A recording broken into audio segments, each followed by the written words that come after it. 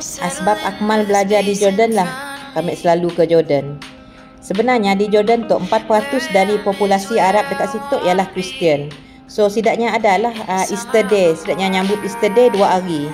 Bersambung pula dengan weekend kali tu. So dapatlah Akmal teman kami pergi jalan-jalan.